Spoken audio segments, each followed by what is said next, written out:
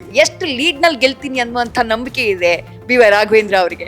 ನಮ್ಮ ಶಿವಮೊಗ್ಗ ಕ್ಷೇತ್ರದ ಮತದಾರರ ಒಂದು ಮನಸ್ಸೇನಿದೆಯಲ್ಲ, ತುಂಬಾ ದೊಡ್ಡ ಮನಸ್ಸು. ಅವರ ಮನಸ್ಸಿಗೆ ತಕ್ಕಂತೆ ತುಂಬಾ ಒಳ್ಳೆ ಲೀಡಲ್ಲಿ ನಿಮ್ಮ ರಾಘಣ್ಣಗೆ ಆಶೀರ್ವಾದ ಮಾಡ್ತಾರೆ. ಈಗ ಮುಂದೆ ಗೆದ್ದು ಬಂದ್ರೆ ಮುಂದಿನ 5 ವರ್ಷಗಳಲ್ಲಿ ಇಂತಹ ಕೆಲಸವನ್ನ ನಾನು ಕ್ಷೇತ್ರಕ್ಕಾಗಿ ಮಾಡಬೇಕು ಅಂತ ಏನಾದ್ರು ಅಂದ್ಕೊಂಡಿದ್ದಾರಾ ಬಿ.ವೈ. ರಾಘವೇಂದ್ರ ಅವರು? ಒಂದು ಒಳ್ಳೆ ಟೂರಿಸಂ ಹಬ್ ಮಾಡಲಿಕ್ಕೆ ಏನು ಬೇಕು ಅದಕ್ಕೆ ವಿಶೇಷವಾದಂಥ ಒಂದು ಗಮನವನ್ನು ಕೊಡ್ತಾ ಇದ್ದೀನಿ. ಈಗ ಆಲ್ರೆಡಿ ಆ ಒಂದು ದಿಕ್ಕಲ್ಲಿ ನನ್ನ ಪ್ರಯತ್ನಗಳು ಶುರುವಾಗಿದೆ. ಆನವಟ್ಟಿ ಸಮಾವೇಶದಲ್ಲಿ ನಿಮ್ಮ ತಂದೆಯವರ ಮಾತುಗಳನ್ನ ನೀವು ಕೇಳಿಸ್ಕೊಂಡ್ರಿ.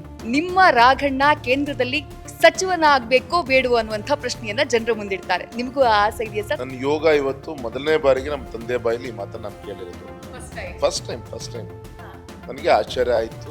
ನೋಡೋಣ, ದೇವರು ಏನು ಹಣೆ ಬರದಲ್ಲಿ ಬರ್ದಿದ್ದ ಅದಾಗುತ್ತೆ. ನನ್ನ ಲಾಸ್ಟ್ ಕ್ವೆಶನ್ ಸರ್, ಕ್ಷೇತ್ರಕ್ಕೆ ಬಂದ್ರೆ ಜನ ರಾಘಣ್ಣನ ಮಾತು ಕೇಳ್ತಾರೆ, ಮನೆಯೊಳಗೆ ಯಾರು ಮಾತನಾಡಿಯುತ್ತೆ ಸರ್? ಮನೇಲಿ ನಮ್ಮ ಹೋಮ್ ಮಿನಿಸ್ಟರ್ದೇ ಕೇಳ್ತೀವಿ ನಾವು. ನಮ್ಮ ಶ್ರೀಮತಿ ಅವ್ರ ಮಾತೆ ನಾವು ಅಂದರೆ ನಾವು ಗೌರವಿಸ್ತೀವಿ ಅದನ್ನು. ಅದು ಎಲ್ಲರೂ ಮನೇಲಿ ಇರುವಂಥ ಸೀಕ್ರೆಟ್ ತಾನೆ, ಅದೇನೇ ವಿಶೇಷ ಇಲ್ಲ ಅಂತ. ನಿಮ್ಮ ಮನೇಲೂ ಹಂಗೇನೆ, ಎಷ್ಟೇ ದೊಡ್ಡ ರಾಜಕಾರಣಿ ಆದ್ರೂ ನಮ್ಮ ಮನೇಲಿ ಆದ್ರೂ ಕೂಡ ನಮಗೆ ಹೋಮ್ ಮಿನಿಸ್ಟರ್ ಅವರೇ ತಾನೆ ಮನೇಲಿ, ಅಂದರೆ ಅವ್ರ ಮಾತು ಕೇಳ್ತೀವಿ. ಬೆಳಗ್ಗಿನಿಂದ ಸಾಕಷ್ಟು ಸಹಕಾರವನ್ನ ಕೊಟ್ರಿ, ತುಂಬಾ ವಿಚಾರಗಳನ್ನ, ಯಾರಿಗೂ ತಿಳಿದೇ ಇರುವಂತಹ ಸಾಕಷ್ಟು ಸ್ವಾರಸ್ಯಕರ ವಿಚಾರಗಳನ್ನ ನ್ಯೂಸ್ ಫಸ್ಟ್ ಜೊತೆ ಹಂಚ್ಕೊಟ್ರಿ. ಥ್ಯಾಂಕ್ ಯು ಸರ್ ನಿಮ್ಮ ಸಮಯಕ್ಕಾಗಿ.